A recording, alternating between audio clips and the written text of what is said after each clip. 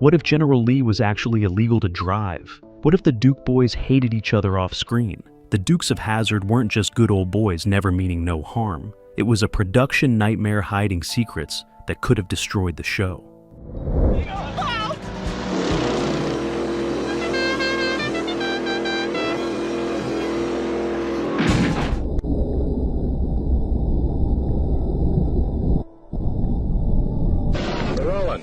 I told you not. They destroyed over 300 General Lee cars. During filming the automotive massacre that shocked even stunt coordinators, the Dukes of Hazzard destroyed between 309 and 21 Dodge Chargers during its 7-season run, making it the most destructive television production in history.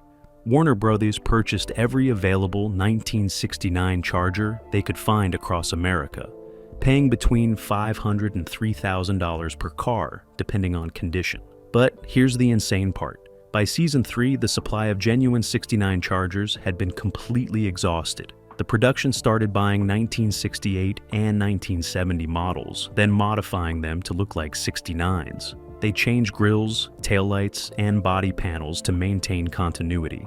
Stunt coordinator Gary Baxley revealed in a 2006 interview that they were destroying cars faster than they could acquire them, forcing production to halt filming multiple times while scouts searched junkyards nationwide. The really crazy detail? Each jump destroyed the car's frame beyond repair. Even successful landings that looked clean on camera meant the vehicle was never drivable again. The chassis would twist, suspension would collapse, and frame rails would crack. Every single General Lee jump was effectively a one-time disposable stunt. Now listen, Luke, what makes you think I can't give her something she needs, huh? Oh, sure. An amateur driver to do a crazy stunt that damn near killed her.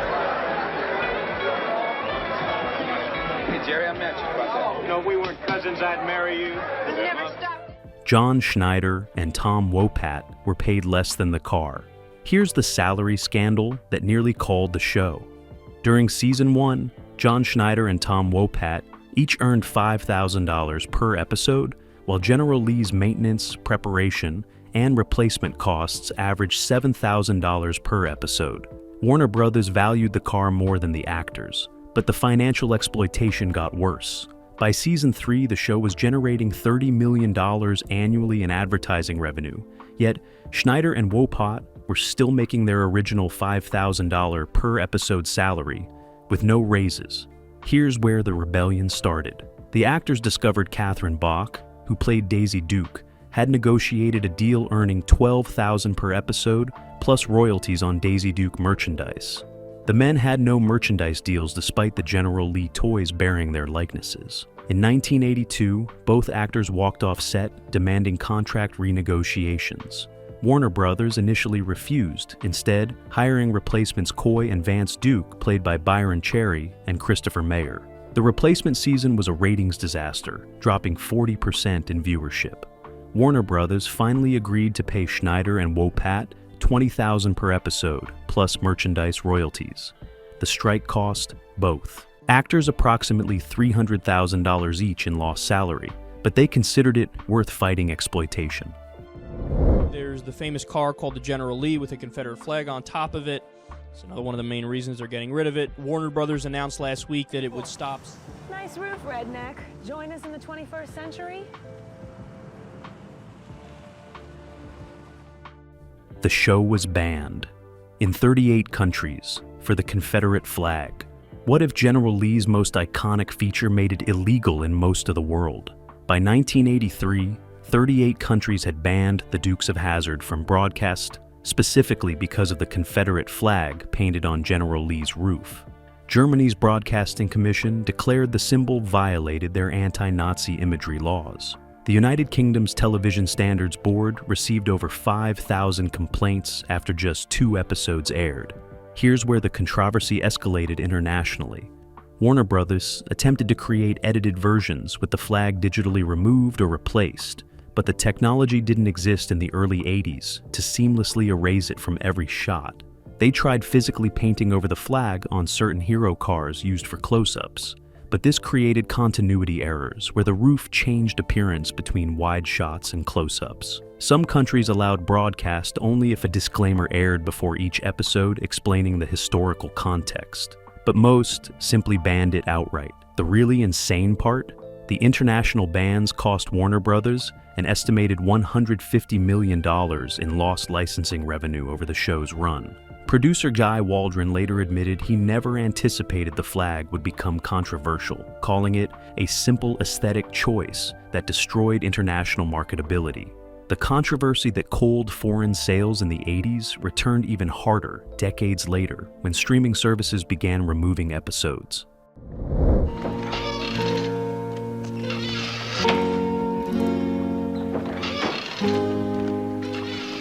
Daisy.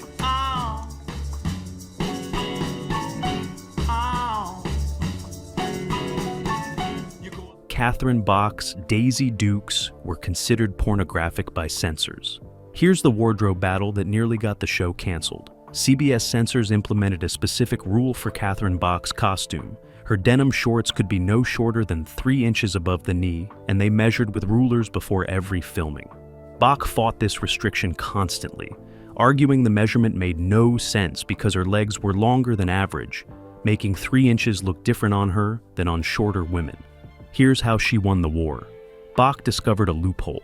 The censors only measured the shorts before filming, not during. Between takes, she would roll the waistband to make them shorter, then unroll them when censors were present.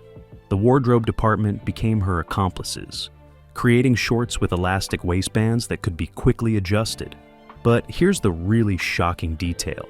CBS received over 12,000 complaint letters during Season 1 from religious groups demanding Bach be forced to wear longer shorts. The network actually considered replacing her with an actress willing to dress more conservatively.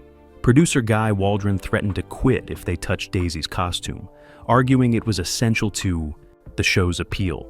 The compromise? Censors allowed the short shorts but banned certain camera angles and movements they deemed exploitative. This meant no low-angle shots and no slow-motion running scenes featuring Daisy.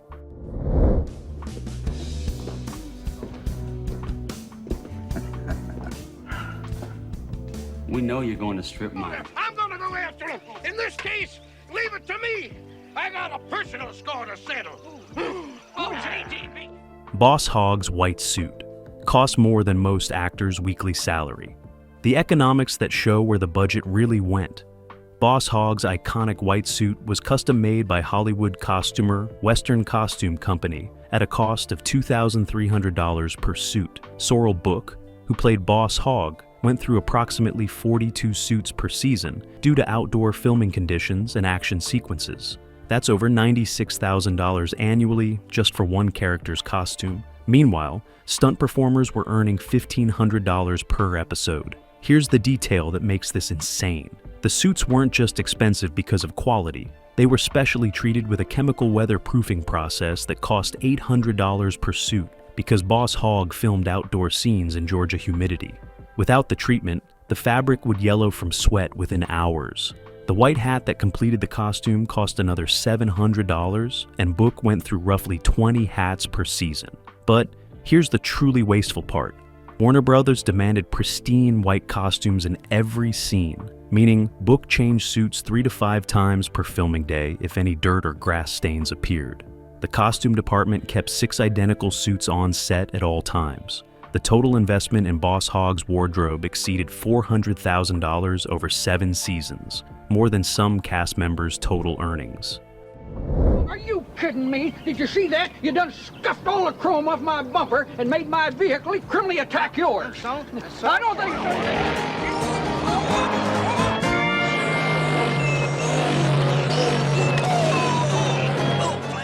James Best played both Roscoe, Agstis and his own stunt, double. Here's the secret that proves James Best was the show's most undervalued performer. Best not only played Sheriff Roscoe P. Coltrane, also performed virtually all his own stunts despite being 53 years old when the show premiered. The production couldn't find a stunt double who matched Best's unique physical comedy style, so he did pratfalls, car crashes, and fights himself. But here's where it gets more impressive. Best was also an accomplished stunt driver who had worked in westerns for 30 years. He drove the police car in many pursuit scenes that fans assumed used stunt drivers. Here's the detail nobody knows. Best injured himself seriously 11 times during the show's run, including 2 broken ribs, a fractured wrist, and a severe concussion. He hid most injuries from producers because he feared being replaced with a younger actor who required less insurance.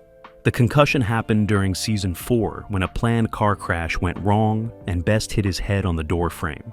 He finished filming the episode despite bleeding internally, then spent 3 days hospitalized. Warner Bros. Never knew. Best's wife later revealed he was in constant pain during seasons 5 through 7 from accumulated injuries, but refused to stop doing stunts because the physical comedy defined his character.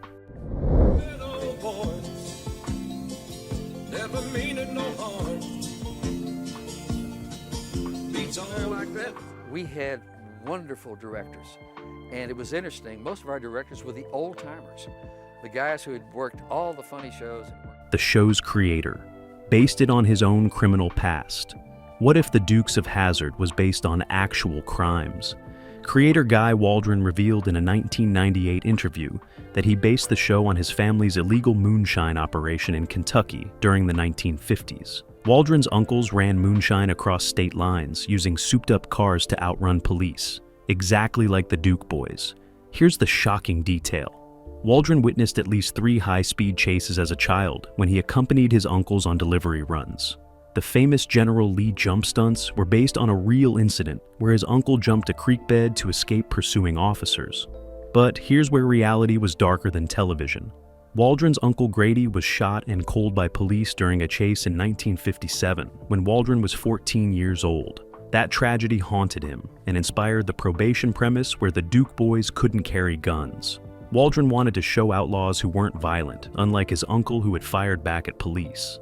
The character of Uncle Jesse was directly based on Waldron's grandfather, who ran the illegal still and treated moonshining as a family tradition rather than serious crime. Warner Brothers knew nothing about this background when they greenlit the show. They thought Waldron had created a wholesome Southern fantasy. He'd actually dramatized organized crime.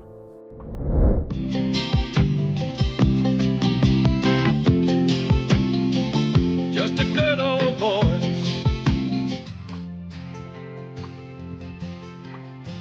Just a good old boy. Waylon Jennings recorded the narration while intoxicated. Here's the recording secret that explains the narration's unique laid-back quality. Waylon Jennings recorded virtually all his narration voiceovers while drinking whiskey in the studio, often completing sessions in the early morning hours after finishing concert performances. Producer Paul Picard revealed in a 2005 interview that Jennings refused to record sober, claiming it made his voice sound too tight and professional for the good old boy character he was portraying. Here's the really wild detail. Jennings would show up to recording sessions at 2 or 3 a.m. still wearing stage clothes from concerts, sometimes with his band, and treat the voiceover work as a casual jam session. Engineers learned to have whiskey and cigarettes ready because Jennings wouldn't start until he felt loose enough. Many of the narration's most memorable ad-libs happened because Jennings was too intoxicated to read the script properly and just improvised. Lines like, "Y'all come back now, you hear?" weren't written. Jennings made them up on the spot. Here's the part that shocked producers. Some sessions required 15 or 20 takes because Jennings would start laughing mid-narration and couldn't stop. But when he finally nailed a take, it had authentic Southern charm that sober professional voice actors couldn't replicate. Warner Brothers eventually stopped fighting his methods and just accepted that quality narration required drunk Waylon. Buckle up to safety. The bus go with you. Get on now. I thought you could drive. These cars are just a lot faster than they used to be. That is why I am an auto trader. Oh, look out! The police cars were actually painted school buses. What if Hazzard County's police fleet was built from retired school buses? The production couldn't afford to destroy real police vehicles for crash scenes, so stunt coordinator Hal Needham developed a solution. Purchase retired school buses, cut them down to car size, and rebuild them to look like Plymouth Furies. Here's the insane engineering. Needham's crew would buy old school buses for $300 to $500, then completely disassemble them. They kept the heavy-duty frame and suspension, removed the bus body, and fabricated new bodies from fiberglass and sheet metal shaped like police cars. The result? was a vehicle that could withstand massive crashes because it had school bus structural integrity underneath a cop car exterior. But here's the detail that made this brilliant. School bus frames are designed to protect children in accidents, making them nearly indestructible compared to standard car frames. The production could crash these Frankenstein vehicles repeatedly, simply replacing the cosmetic body panels between takes. Here's the cost breakdown that proves the genius. A real Plymouth Fury cost approximately $4,000. Building a bus-based replica cost $1,200 and could survive 5 to 7 crashes before retirement. Real police cars were destroyed in single crashes. Needham's innovation saved Warner Brothers an estimated $2 million over the show's run. Eagle-eyed viewers noticed the police cars sat slightly higher than normal vehicles because of the bus suspension. The gun was marching me off to the woods. I got nothing to say to you. I'd go. You almost killed all my friends and some of my enemies, too. Daisy, you all right? Crazy gooder talking, turkey coming right down my alley. I'm having a picnic. Which way to... Catherine Bach designed the Daisy Duke character's entire look herself. Here's the creative control secret that networks would never allow today. When Catherine Bach was cast, the wardrobe department presented her with a conservative outfit including a pink midi skirt and white blouse. Bach took one look and told them absolutely not. She went home, created her own costume using her personal clothes, and showed up to the first table wearing denim shorts, a tied crop top, and cowboy boots. Here's what made producers instantly agree. Bach explained that a genuine Southern girl working on a farm wouldn't wear impractical clothes. The shorts were functional workwear, not as sex appeal. The tied shirt kept her cool in the Georgia heat. The boots were necessary for actual farm work. Her argument was so logical that producer Guy Waldron approved her self-designed costume immediately, overruling the wardrobe department. But here's the detail that changed television costume history. Bach personally cut and frayed the original shorts used in the pilot. They were her actual personal Levi's that she'd owned for 3 years. When Daisy Dukes became a cultural phenomenon, Levi's offered Bach a licensing deal to create official Daisy Duke shorts. She refused, saying the appeal was authenticity, not commercialization. Warner Brothers later estimated that decision cost Bach approximately $15 million in licensing revenue, but Bach maintained that keeping creative control was more valuable than money. Her instinct about authentic Southern styling defined an iconic television character.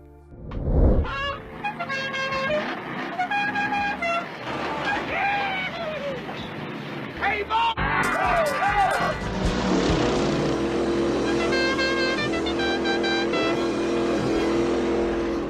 The General Lee's horn played Dixie and was illegal. In 7 states, what if General Lee's most recognizable feature was actually illegal? The car's distinctive horn that played Dixie violated noise ordinance laws in 7 states, including California, New York, and Michigan. The horn exceeded 85 decibels, the legal limit for vehicle warning devices measuring between 105 and 112 decibels, depending on which General Lee was being measured. Here's the legal nightmare this created. When Warner Brothers transported General Lee cars across state lines for promotional appearances, they were technically violating federal transportation laws regarding non-compliant vehicle equipment. State police in Michigan actually impounded one General Lee in 1981 during a mall appearance because the horn violated local ordinances. The production had to pay a $1,500 fine and remove the horn before the car was released. But here's the engineering detail that made it worse. The horn wasn't a standard musical horn modified to play Dixie. It was a custom train horn that stunt coordinator Hal Needham had adapted from actual locomotive equipment. Train horns are designed to be heard over long distances and through industrial noise, making them dangerously loud for automotive use. The production kept spare horn systems because they frequently blew out from overuse during filming. Police in Georgia regularly stopped the film crew during location shooting, citing noise complaints from residents who could hear the horn from over 2 miles away.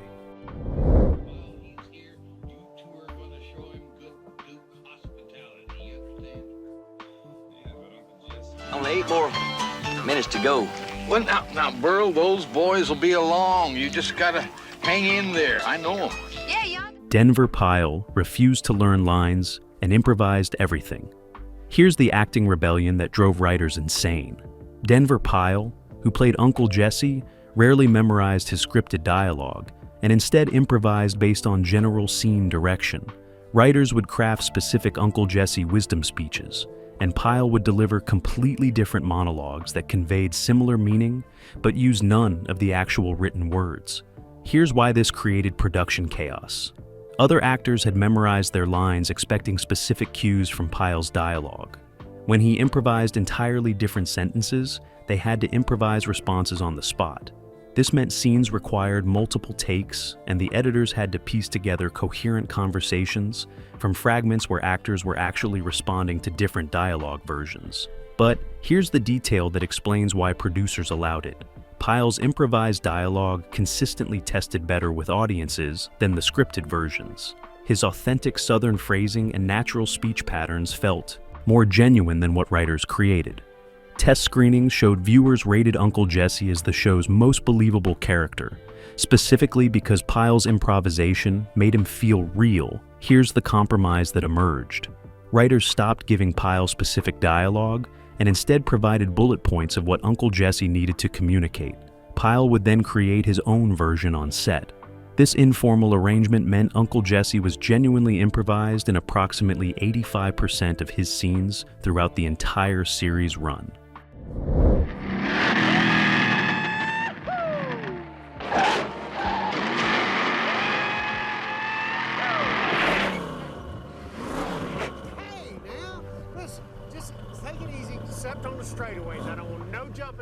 The show's stunt budget exceeded the writing budget by 400%, the economics that reveal Warner Bros.' priorities.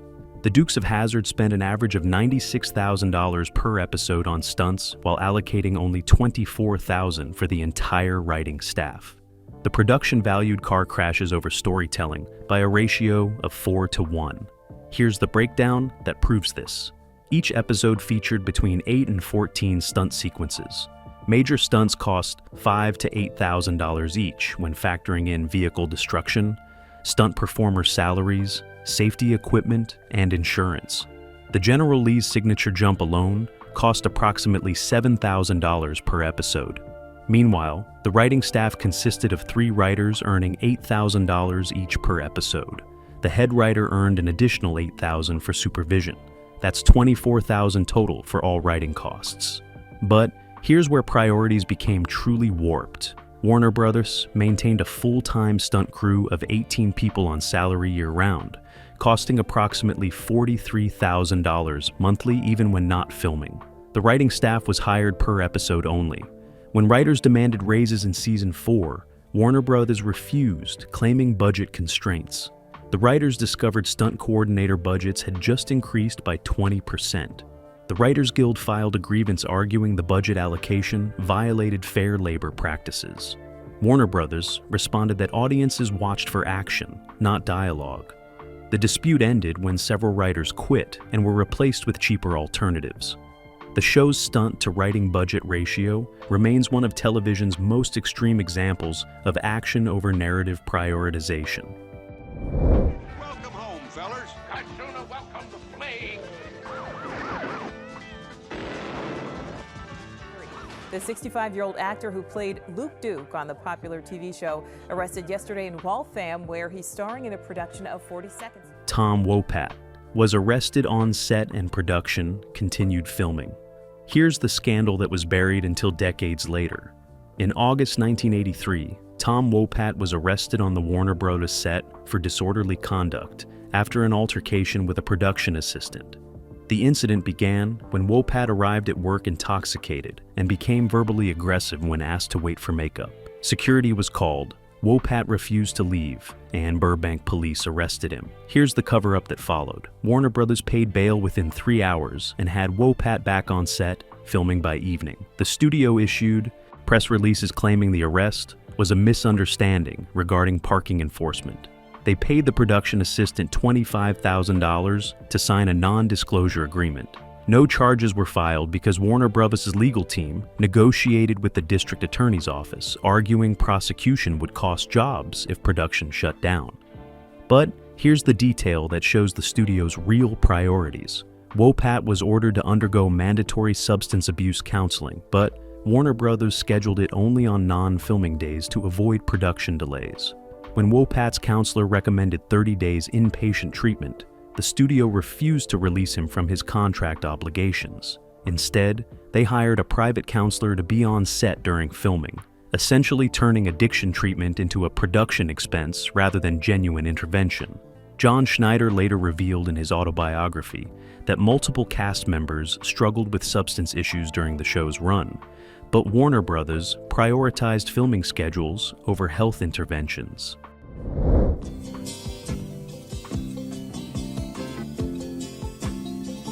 Just a good old boy.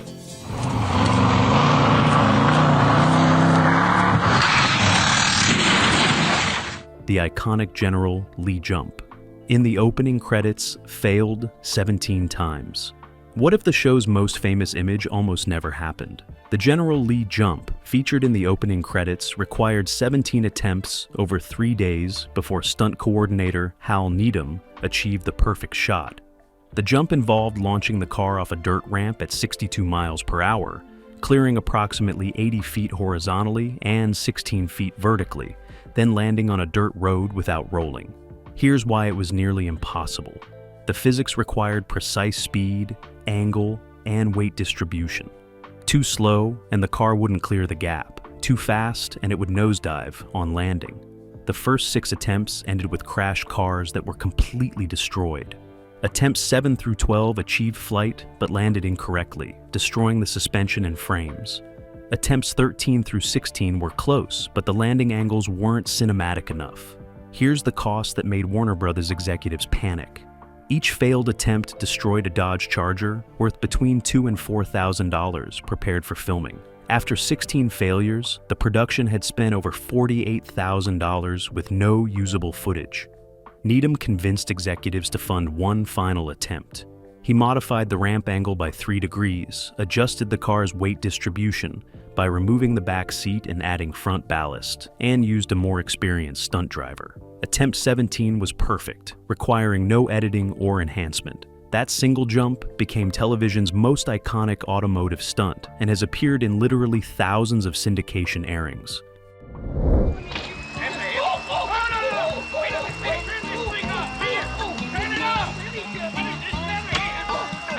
Roscoe, you know, it took us years to put a lid on Swamp Molly's operations. You remember? She's not only ugly... Sorrel Book was actually an Ivy League graduate who hated playing dumb. Here's the actor who was the complete opposite of his character. Sorrel Book held degrees from Yale and Columbia, spoke 5 languages fluently, and had performed Shakespeare on Broadway before accepting the Boss Hogg role. He initially turned down the part because he found the character intellectually insulting and feared it would typecast him as a Southern buffoon. Here's what changed his mind. Warner Bros. Offered him $22,000 per episode, more than double what prestigious theater paid annually. Book accepted but demanded a clause in his contract allowing him to pursue theater projects during hiatus. But here's the detail that reveals his true feelings. Book refused to watch episodes of the show and avoided discussing it in interviews, describing it as paying the bills rather than meaningful work. His Yale classmates later revealed he was embarrassed by the role and would deflect when they mentioned seeing him on television. Cast members describe Book as intellectually isolated on set, reading classical literature and philosophy between takes while others socialized. Here's the tragic irony. Book died in 1994, and his obituaries focused primarily on Boss Hogg, rather than his prestigious academic achievements or Broadway career. The character he despised became his legacy. His family later revealed Book had written an unpublished memoir describing the conflict between artistic integrity and financial necessity that defined his Dukes of Hazzard experience. Yeah, so you still look like you could take us over your knee and pound some sense into us. Well, that would depend on how much sense you needed pounding into you. It's good to have...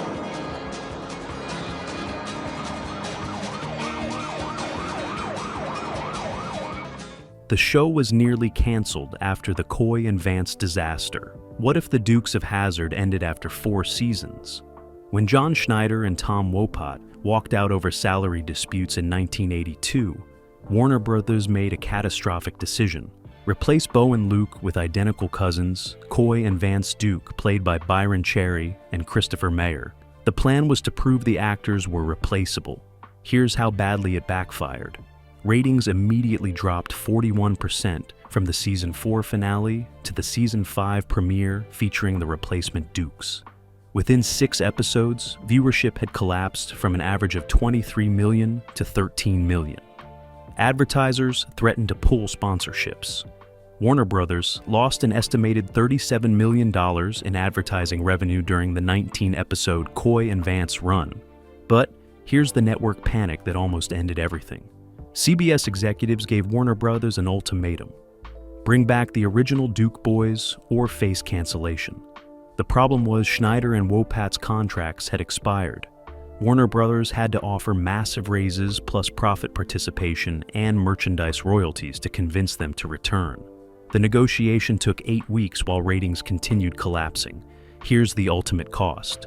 To bring back Schneider and Wopat, Warner Brothers paid approximately $3 million in combined signing bonuses, increased their per-episode salary to $20,000 each, and granted 5% profit participation. The Coy and Vance experiment cost Warner Brothers over $40 million in lost revenue and increased labor costs combined.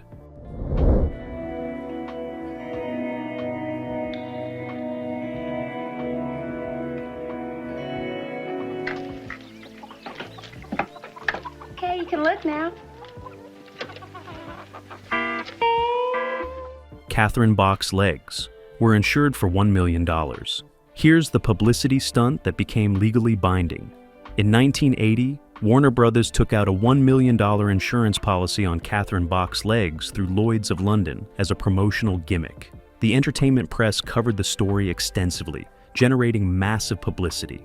But here's what turned it from publicity to prison. The insurance policy contained specific clauses about activities Bach was prohibited from engaging in that might damage her legs. She was contractually forbidden from skiing, horseback riding, motorcycle riding, and numerous other activities. Lloyd's of London required monthly photographic documentation proving her legs remained in insurable condition. Here's where it became invasive. Bach had to submit to quarterly medical examinations by insurance company physicians who measured, photographed, and documented any changes to her leg structure, skin condition, or muscle tone. She described these examinations as dehumanizing in a 2003 interview, but the really insane part was what happened when Bach became pregnant in 1984. The insurance company argued pregnancy would void the policy because weight gain and fluid retention would alter her leg appearance. Warner Brothers had to negotiate a pregnancy addendum that cost an additional $120,000 in premium payments. Here's the ultimate control. Bach couldn't even choose her own exercise routine. The insurance policy specified exactly which exercises were permitted to maintain her legs in the documented condition that justified the $1 million valuation.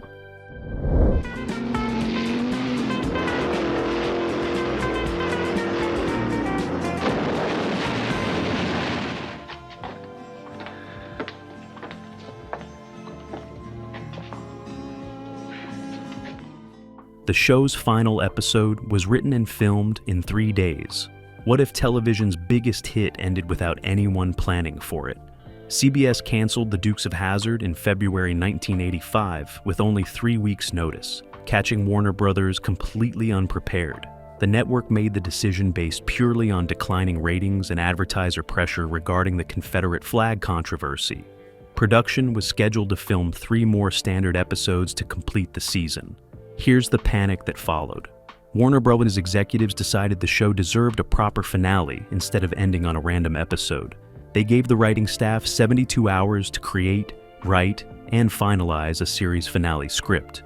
Writer Jai Waldron later described it as the most stressful experience of his career, working consecutive 18-hour days with no breaks. The final script was delivered to cast and crew on Monday morning, with filming scheduled to begin that afternoon. But here's the chaos that made it worse. Several cast members were unavailable on short notice. Denver Pyle was performing in a play in Colorado and had to be flown back immediately. James Best was on vacation in Hawaii and returned only 24 hours. Before filming, the production filmed for 3 consecutive days straight, with cast and crew working 18-hour shifts. No rehearsals, no table read, just frantic filming to complete before the cancellation became public.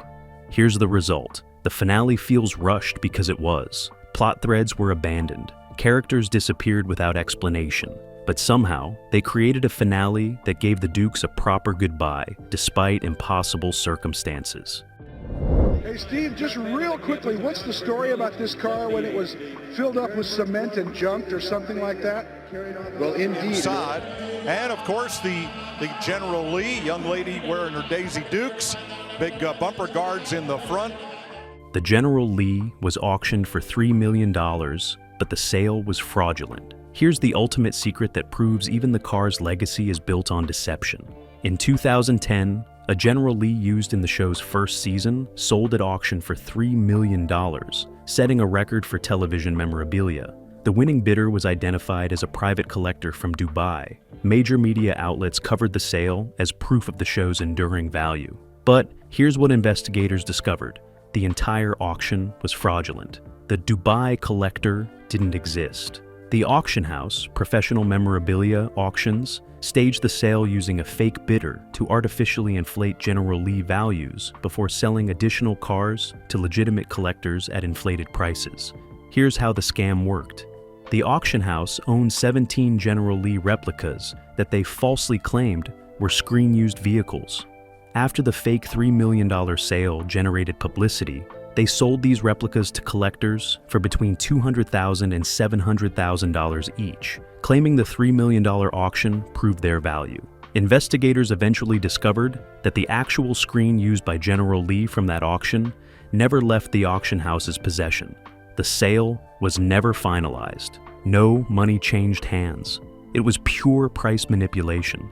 The FBI charged Professional Memorabilia Auctions with wire fraud in 2014. The company paid $4.2 million in restitution to defrauded collectors. But here's the lasting impact. Nobody knows the real value of screen-used General Lees anymore because the market was permanently corrupted by fraudulent auctions. Legitimate owners cannot sell their cars without extensive authentication that costs tens of thousands of dollars.